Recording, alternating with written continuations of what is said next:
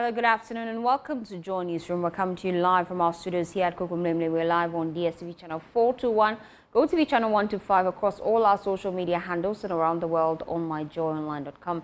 This afternoon, Northern Regional Police Commander reveals that Tamale is increasingly becoming a major transit point for arms and illicit drugs, attributing the proliferation of arms in the region to the conflict in Boko. Also this afternoon, President John Dramani Mahama calls for reparatory justice to address centuries of exploitation as he demands apologies, debt relief and return of stolen artifacts as Ghana joins the rest of the African Unions to celebrate African Union Day. Also, Minister for Gender and Social Protection, Dr. Agnes Namo-Molate, has revealed the deep personal toll of a controversial swearing-in incident, describing how public scrutiny shattered her introverted nature and left her emotionally devastated. We are your home of independent, fearless and credible journalism. Please stay for details.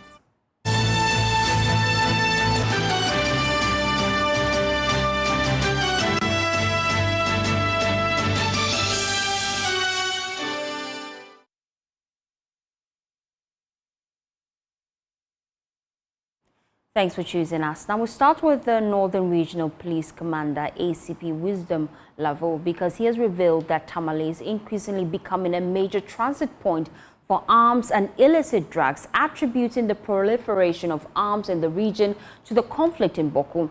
He said despite the security challenges, the police are working effectively to address the security challenges. ACP Wisdom Lavo disclosed this during a meeting with the Interior Minister Mohammed Muntaka, who paid a working visit to the region. The Interior Minister spent nearly a week in the northern region engaging with various stakeholders, including chief security agencies and religious groups. During his visit, the minister also commissioned several government projects in the area. At a meeting with the police in Tamale, the Northern Regional Police Commander, ACP Wisdom Lavo, also expressed concern over the lack of trust between the people and the police, which he said is heightening the accumulation of weapons in the area. The Boko conflict has now assumed a national dimension, and Northern region is not an exception, considering its strategic location and link to the 5 northern regions. Tamale is turning into a main transit point for arms and illicit drugs and a haven for intentionally displaced persons from Boko. However, with a swift response and professionalism of my men, these aforementioned security challenges and threats are being dealt with. Public perception about police in the northern region. Citizens do not see police to be closer to them enough and feel their security cannot be guaranteed by the police. This mistrust is leading to weaponization of the citizens across every household who feels the need to defend themselves. The Interior Minister, Muntaka Mohammed Mubarak, responding to the police commander's concerns, assured that the ministry will do everything possible to ensure the security and safety of communities in the region. Some of the security challenges that the regional commander have mentioned, we can assure you that we will do whatever it takes to make sure that you remain safe, to be able to keep the communities also safe. And there was this issue about Zabzugu. When it requires some kind of specialized team, just to make it a little easier for you, we brought some personnel from Accra just to hold up so that it doesn't overstretch you. The minister revealed that plans are underway to launch the 24-hour economy, which is likely to increase the workload of the police. To address this challenge, the ministry plans to recruit 12,000 youth trained as community police. Start our 24-hour economy, and that may bring additional toll on you. It is because of that that we have partnered the Youth Employment Authority to train young men and women, to bring us 12,000 men and women that will be trained by the police administration to augment the work that you are doing to support you so that at least we are able to support the 24-hour economy.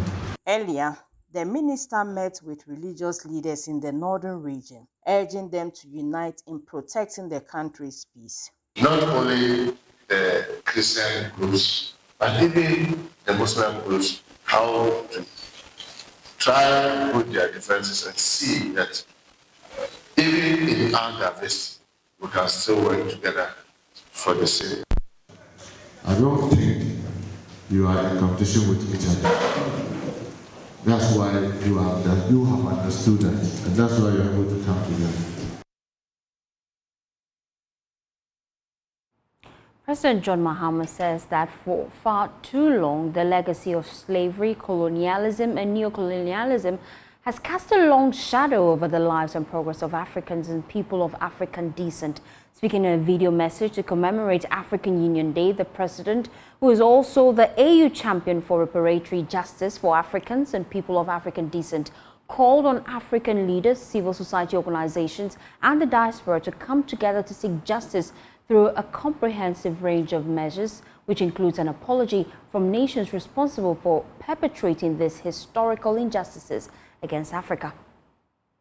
Fellow Africans, esteemed leaders, brothers and sisters of the African continent, it is with great honor that I address you today on the occasion of Africa Day 2025. As we gather in Addis Ababa and connect across our vast continent and beyond, we celebrate our resilience, our rich heritage, and our unwavering spirit. This year, our celebration is particularly significant. The African Union has declared 2025 as the year for justice for Africans and people of African descent through reparations. As the AU champion for this critical cause, I'm deeply committed to working with you all to achieve this vital objective. For too long, the legacy of slavery, colonialism, and neocolonialism has cast a long shadow on the lives and progress of Africans and people of African descent. These historical injustices have left deep scars. Reparations are not merely about financial compensation, they are about acknowledging the profound and enduring damage inflicted upon our people. They are about confronting the uncomfortable truths of our past and taking concrete steps to rectify these wrongs. We seek justice.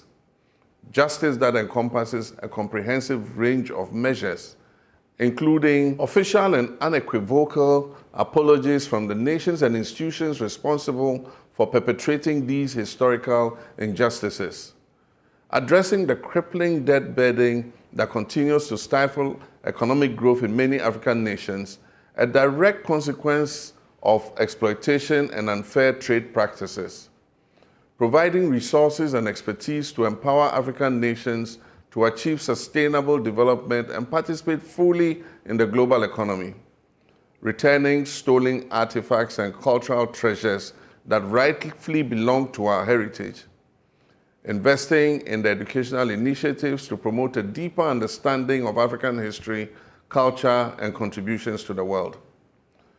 This is not a simple task. It requires courage, determination, and a unified front. It requires us to engage in meaningful dialogue with those responsible and to advocate tirelessly for our rights.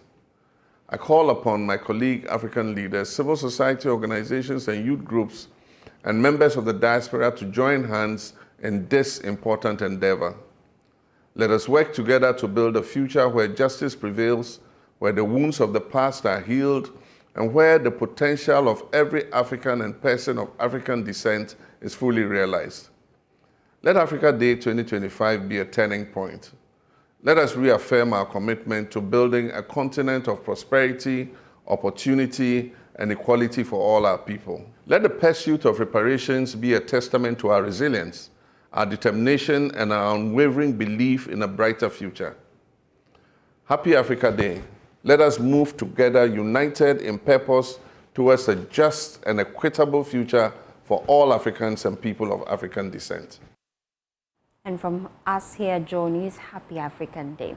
Well, President John Dramani Mahama has expressed concern about the seeming breakdown of values and morals in society, saying it is contributing to rising indiscipline and violence in senior high schools across the country. Speaking during an interaction with the Catholic Bishop Conference, he cited recent incidents of violence in schools as examples of this worrying trend. He also highlighted teacher absenteeism as a major challenge affecting discipline and quality education. He called for stronger collaboration between government, religious bodies, and other stakeholders to address these issues. The next issue I would discuss is to do with education. All of us realize that after many years of practicing the educational system we have, our education system has not been fit for purpose. The world has changed, and new skills are required of our young people.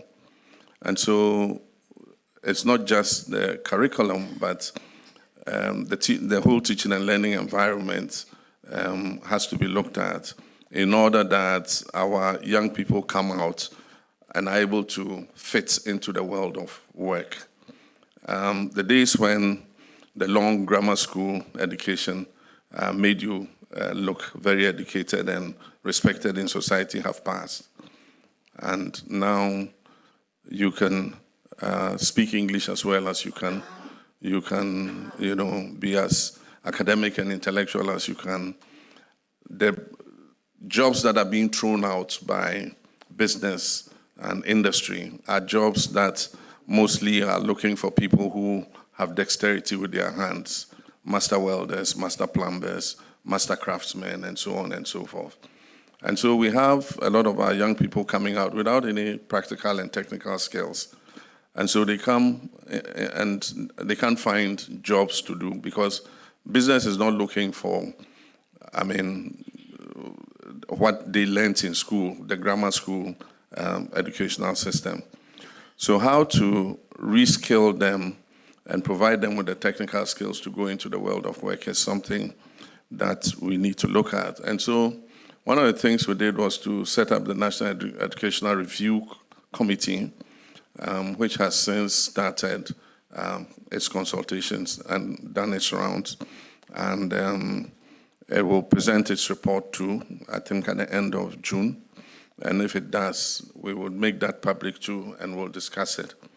I remember that before the Educational Review Committee started its work, the issue about management of schools, especially missionary schools, came up. And I had the opportunity at the opening conference, I think Reverend Fiando was there, to advocate and to advise that our faith-based organizations should present a position paper to the National Review Committee so that they can capture your recommendations in their final report. And whatever recommendations they give, we're willing to sit with you and implement those recommendations together. So I'm happy that in your presentation, you reiterated some of the issues that have to do with the management of our schools.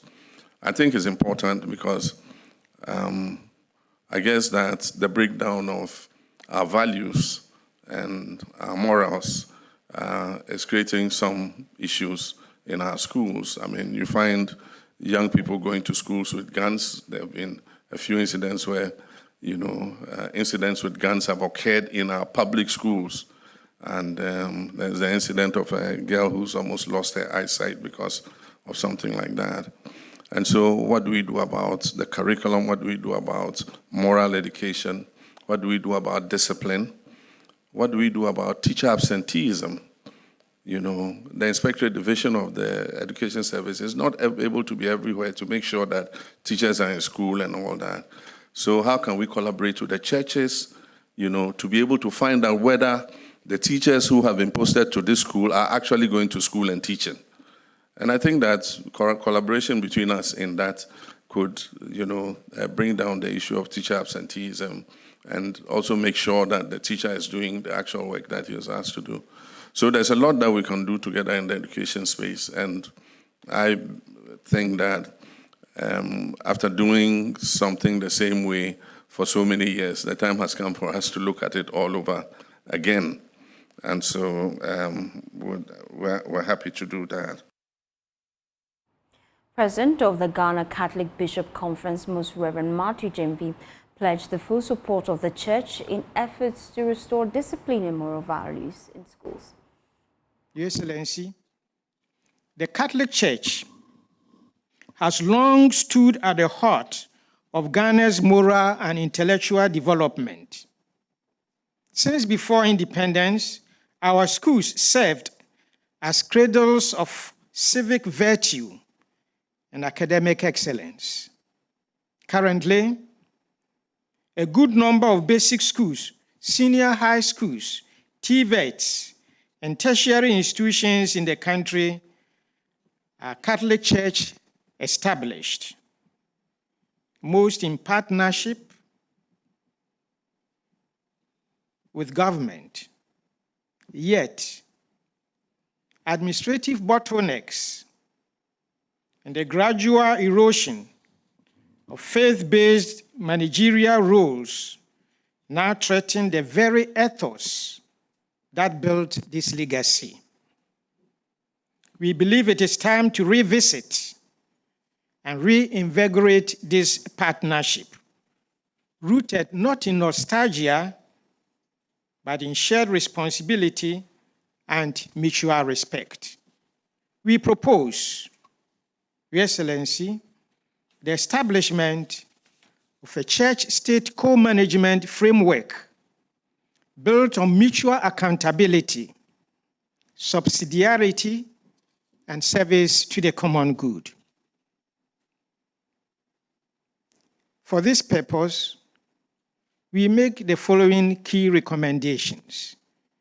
That should include formal partnership agreement between the Ministry of Education, the Ghana Education Service, and the Ghana Catholic Bishops' Education Directorate. Creation of joint oversight committees at national, regional, and diocesan levels. Autonomy in staff recruitment and disciplinary structures for teachers, head teachers, and staff in Catholic institutions, consistent with national standards, and guaranteed representation of the Ghana Catholic Bishops' Conference in education policy reforms, curriculum, and designed panel. Away from that, the Minister for Gender, Children and Social Protection, Dr. Agnes Namu-Molatay, has revealed the deep personal toll of her controversial swearing-in incident, describing how public scrutiny shattered her introverted nature and left her emotionally devastated. In an exclusive interview on Personality Profile with MFI Adeti, the government official broke her silence about the incident that happened earlier this year that made national headlines regarding her late arrival for the swearing-in ceremony.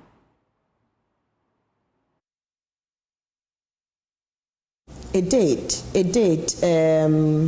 Like I said, I have been an introvert, but for politics. And I'm also very sensitive. I'm not the type that will intentionally go and do something that will call for unnecessary attention. And so it did. If I sat somewhere and said it didn't, I would be lying. It did. I was worried. I was very worried, especially people who knew me and all that. And I kept asking myself, what could I have done to have saved the situation? If you had the opportunity to explain yourself, we really have a government spokesperson. Okay. I don't even want to, because for me, I don't like too much of excuses. I don't like too much of excuses, and I believe that if you couldn't do it, you couldn't do it. See how you could do it better, rather than, because excuses always come handy, and I don't like getting used to them. And so I wouldn't even want to. And you know, some of these things, the more you explain yourself, the more you get into trouble. It gets murky. It gets very murky. So, we admired the fact that it was the government spokesperson that spoke on your behalf. That was admirable. Yes, and I've never stopped appreciating His Excellency for the opportunity he gave me. Dr. Agnes Namu-Molatay also shared how community work and her faith led her to public service in a revealing account of her unconventional path into politics. This is interesting. If it's not divine orchestration, then I will say I stumbled on it. And it was not something that I planned for. Sometimes people who knows me from the past get surprised that I'm into politics. They would never have associated me with politics. And that is because I also grew up being more of an introvert. So, yes, I see you raise your brows. Yes, that's it. So, politics was not a thing that I was looking forward to. But in the course of doing my work, my church activities and engagement, I'm a staunch member and a believer of the Assemblies of God Church. Okay. And so in the course of doing my work and my activities with the church, I ventured into CSO work or charitable work. And then eventually, as part of that work, my work took me to the coast where I worked with the fishmongers because of the number of people you have to deal with at the local level. So they needed somebody who understood these structures at the local level, and then also the people at the local level, how to work with them and all the challenges that comes with it. And so I didn't feel bad. So I took it in good faith, and they realized I had pushed enough. The opportunity to serve as a government appointee came. I was encouraged after going there to take it up as a contest for presiding member. I took it on, and by God's grace, I won. Look at that. And that was when my political journey began. Away from that, Associate Professor at the University of Ghana School of Law, Professor Kojo P.J. has suggested that the Chief Justice, Gertrude Torkornoo, may be attempting to delay or frustrate the ongoing impeachment proceedings against him, while acknowledging the Chief Justice's constitutional right to challenge the process legally. Professor P.J. expressed concern over the nature and timing of some of her legal actions. The Chief Justice, as you may be aware, recently filed a suit at the Supreme Court seeking to restrain 2 justices from participating in the inquiry into petitions seeking her removal. The move has sparked public debate, with critics questioning whether the action is an abuse of legal process or a legitimate exercise of her rights. Politicization of the matter. So that issue, the case as it is now, should be allowed to work. I think that the decision, the most recent step in the whole process where a writ has been issued, to my mind, is unfortunate. And it looks like we want to really drag the matter in a way that will muddy the waters. It's unfortunate. I see clearly that there's some kind of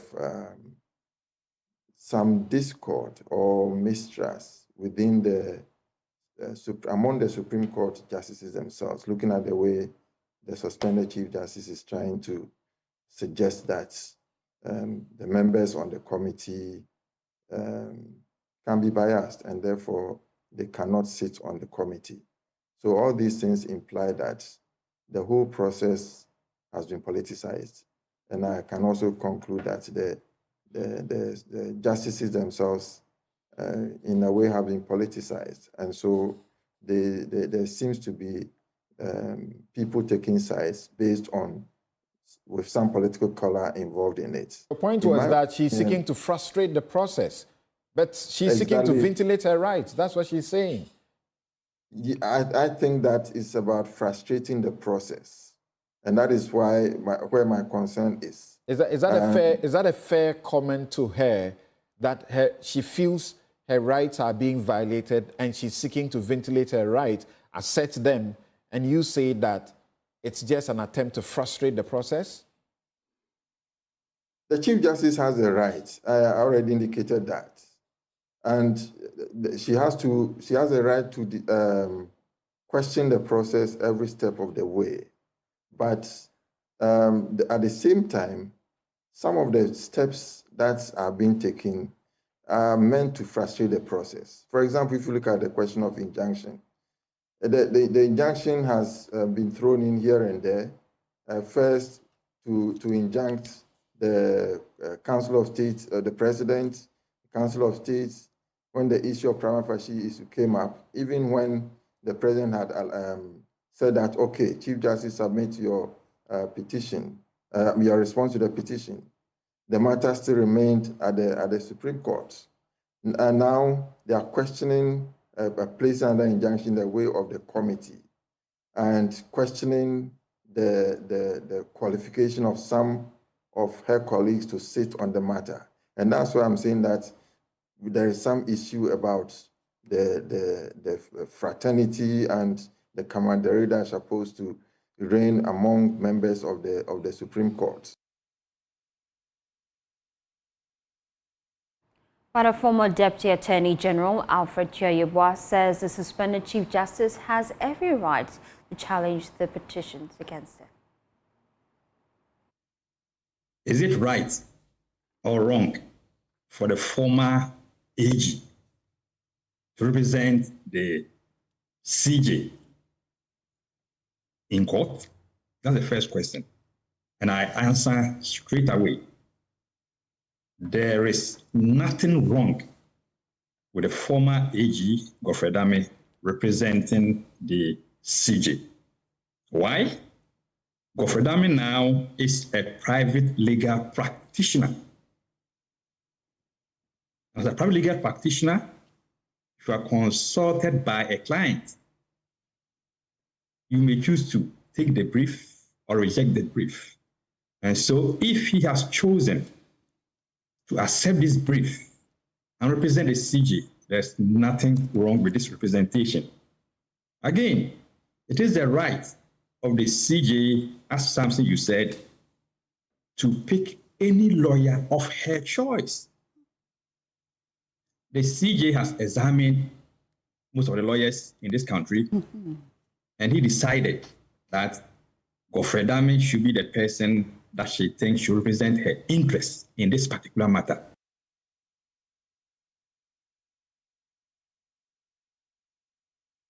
Meanwhile, private legal practitioner Amanda Clinton is backing calls for the CJ's impeachment process to be telecast live. Professor was just talking about as well in terms of in camera is stated in the Constitution, you know, so that's that. But, I agree with you. So you're saying what she's asking she can't get? Well, no, I just think the political, no, but my view sides with you, with what you said. This is public interest like no other. And that, you know, it breeds speculation, having this sort of secrecy element. And also, you can't claim to protect judicial integrity behind closed doors. You know, that's the subtlety of it. The Constitution can say one thing, but public interest always trumps all other cards. And there is no bigger public interest case at the moment than this Chief Justice. So the question is, can she ask for what she's asking? Will she get it? Well, the Supreme Court could determine, as they have in many cases beforehand, that public interest is at the heart of this. So they could give her one of her reliefs, which is... This is the relief we're talking about. Yeah. The Article 146, Clause 8 says, all proceedings under this article shall be held in camera. Yes. That means in private. Yeah. And the justice or chairman against whom the petition is made is entitled to be heard in his defense by himself or by a lawyer or other aspects of his choice. Mm-hmm. The question is, can the Supreme Court pronounce that this can be otherwise, not in camera?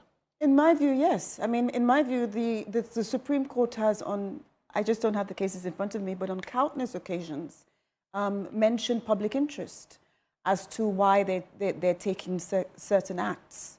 And so this is public interest, and if we remove the head of the judiciary in private, we tell citizens that they're unworthy to watch this whole thing. What's your idea of the purpose of the in-camera hearing? Well, I think that if justice is truly being done, let it be seen to be done.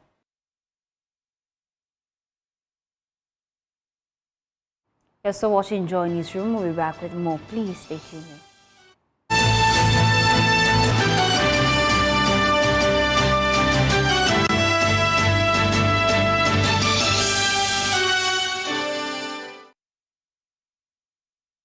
Thanks for staying with us. Let me take you now to the Volta region, where residents of Asiame, a suburb of Agutime in the Volta region, are now relieved from depending on unsafe water sources, which previously led to outbreaks of communicable diseases in the area. Now, this follows the construction of 2 mechanized boreholes to supply the community with clean potable water. The project was initiated and fully funded by a philanthropist, a native of the community, Engineer Joshua Stanley Kaviano. Residents of Achiame and the Agotime district heavily relied on untreated water from Toje, which streams through the community.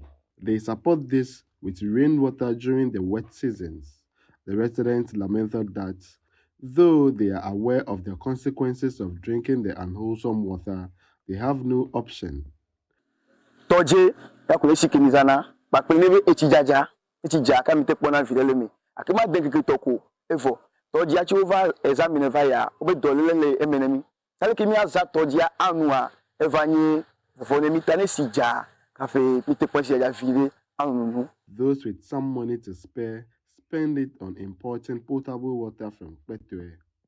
Temia dochiro da tepo bubo edo ho wa ko chichova avana mi le duome ne chile jaja amoro wo pe zora feme o pona chijaja so na vide zana nkeke bredo kwa egavo kene chijaja meloa enyina fukpepe na dua dumevi ona chikwenye kuke gande na mi. Nonetheless, the residents can now breathe a sigh of relief following a generous intervention by a native and philanthropist. Engineer Joshua Stanley Kaviano financed the construction of 2 mechanized boreholes and handed them over to the community. He said the initiative was aimed at alleviating the suffering residents go through in accessing potable water. Just to alleviate and probably to also help the community, because aside the mainstream, there is no other water. And it's the main reason why we decided to come in and help, to at least solve it for a while. In terms of maintenance, in terms of whatever it takes for it to run. They've gone deep as of 200 meters. So it's water that would last a very long time. We are hoping that all other things being equal, it would hold the fort. The assembly member for Petue South electoral area, Eric Soku, was elated with the project, describing it as life-changing. Just want to say that this borehole project that has been given to us is something that has come to solve our water problems in our communities. And I'm using this medium to extend my request to all other community people that can help us in solving the water crisis in our community to come on. Fred Kwame Asari, Joy News, Achiame. Away from the Volta region, let's head now to the Ashanti region, where the National Disaster Management Organization is on a mission to prevent a full-blown flooding situation as they embark on a major desilting exercise in at least 17 drains in the Greater Kumasi metropolis. The exercise comes after floodwaters inundated homes and some shops in recent downpours in parts of the city. Emmanuel Bradkweko joined the team of NADMO officers to start the desilting exercise in the Pelele stream in Kumasi and filed this report. Many drainage systems in the Greater Kumasi metropolis are heavily choked with sand debris and filth from households and commercial activities. The situation poses a precarious risk to communities along drains with imminent threats of flooding. The Pelele stream around the Kumasi airport in the Dichamso enclave is one of the many streams which has always been at the mercy of the environmental menace. The Ashanti Regional NADMO office is embarking on a 12-day desilting exercise in major drains within the Greater Kumasi metropolis. The 17 drains include Airport, Bokrom, South Africa, Moshi Zongo, Parkoso Estates, Angloga Junction, Oforikrum, Ahensai, Kase, Atonsu Markets, amongst others. Alhaji Mohammed Nasir Ibrahim is the Ashanti Regional NADMO director. These are all very choked drains, and we hold the belief that once we clear them thoroughly as much as possible, the rains will come anyway, but they will have smooth passages. And so the likelihood of overflowing to cause havoc and disaster to those nearby and to our roads and block traffic, disallow us from going to work and all of that, if we don't cancel it completely, I'm sure the quantum will be far less. In a few minutes after the rains, even if the place is flooded, we expect that it will pull away because we have made way for the waters to pass through. For years, residents living along these waterways have demanded an expansion of the narrow culverts underneath bridges over these drains.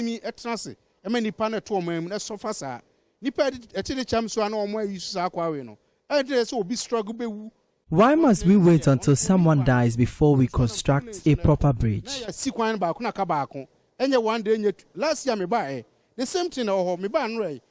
thing.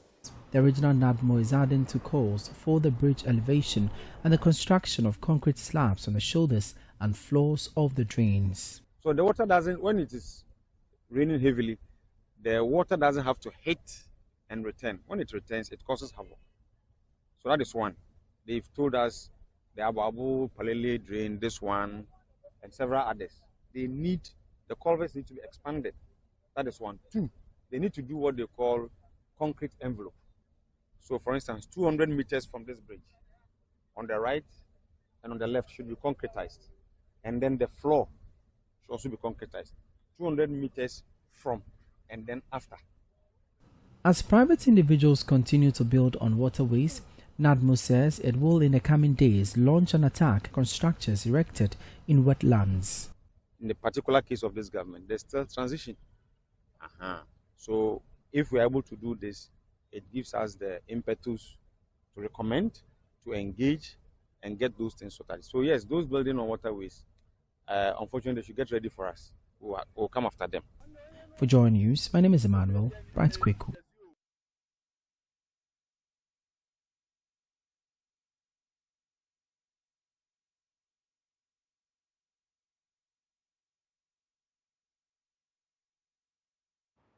Let's head now to the Savannah region, where a waterway along the Bamvim-Dalojili-Buha Road in the region has tragically claimed 3 lives in recent years, highlighting the life-threatening risk posed by the lack of a bridge. The most recent casualty occurred last year when a man drowned while attempting to cross during high water levels.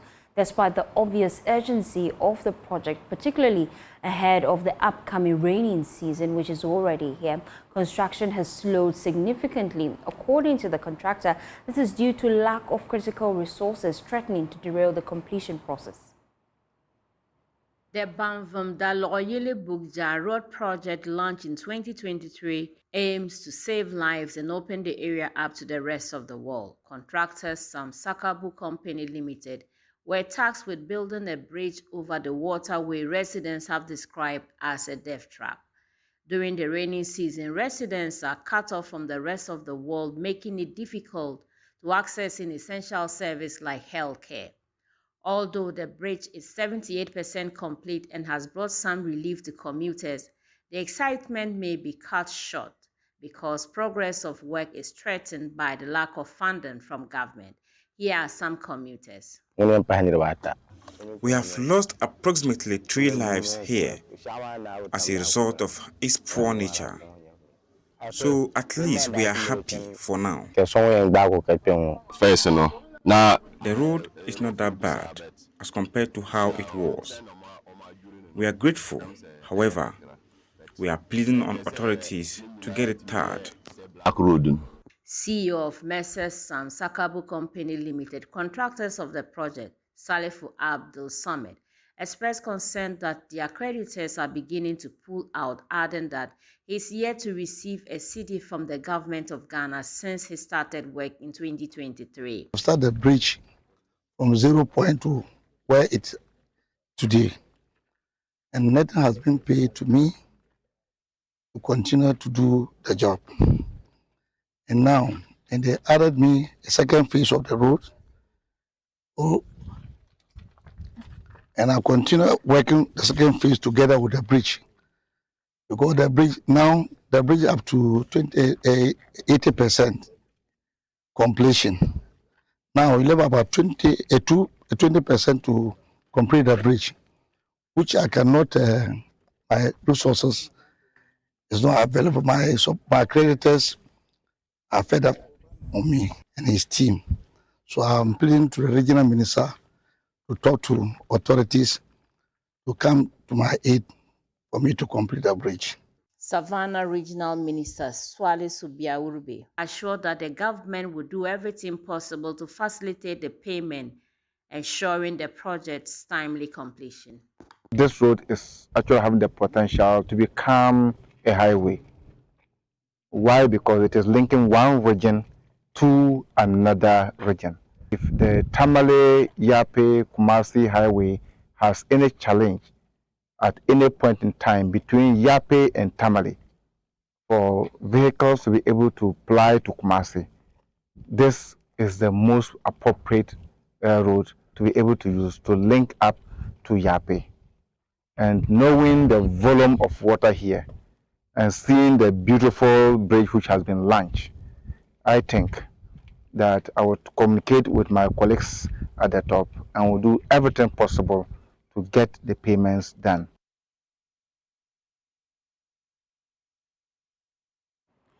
Well, just before we leave the studios, it's time now to bring in the PRO for the Ghana Private Roads Union, Abbas Imoro. Now, this is because the Ghana Private Road Transport Union has issued a strong warning that it will begin implementing punitive measures against members who fail to comply with its directive to reduce transport fares.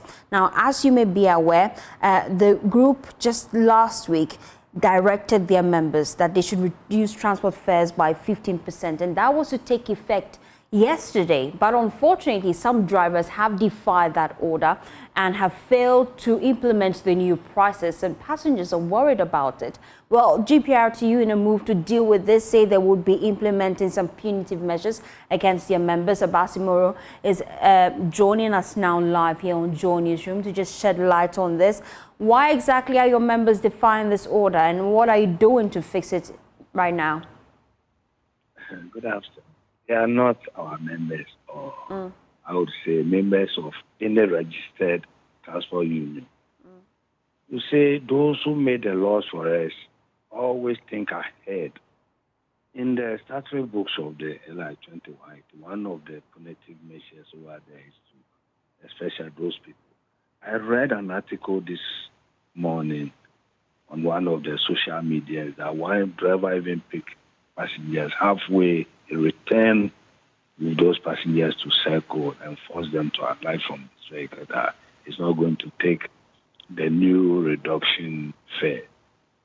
It's just unfortunate because these are the people whom the law says if you are not registered with any transport union, or even you haven't registered as a transport operator, you are not supposed to operate. Here we are. We have allowed these people freely outside the laws, and here they are. The law is there. We have advised anybody who refuses. Anybody who refuses to reduce, meaning he's cheating the passengers that he has taken the old fares from them. So we advise any similar case should be reported to the police. We have police all over. We have the police stations, and every vehicle has a registered number as well. I strongly believe, effective from tomorrow, everybody will see different things on the road. We are not yearning for that. We are not praying that the driver who leaves home that I'm going to look for my daily bread out of his negligence will be arrested and put behind bars. We have been given this privilege this law has been given to us. Whenever things changes, we have to assemble and make sure we come out with what has changed, and that we want to stand on that to increase lorry fares. It's the same law which gives us this leeway. After all, this is not the first time we are reducing lorry fares. In later part in 2022, we came up with similar issue, and when that one was 15.3, we came down reduction. Then somewhere in May or March 2023, we came up with 10% decrease. So we are pleading with our people. I mean, when the need arises that we have to increase lorry fares, why not? We've been doing it.